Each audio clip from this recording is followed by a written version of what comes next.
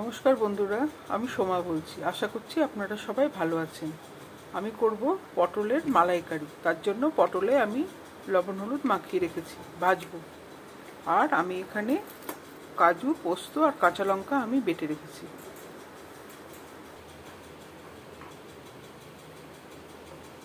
সাদা তেল দিয়ে দিলাম, মালাইকারি যেহেতু সেই জন্য একটু ঘিও দিয়ে দিলাম।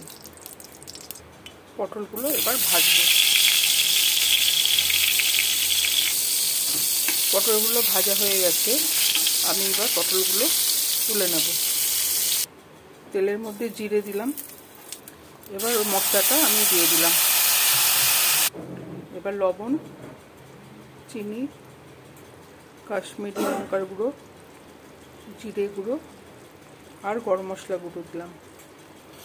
মশলাটা একটু কষিয়ে নেব।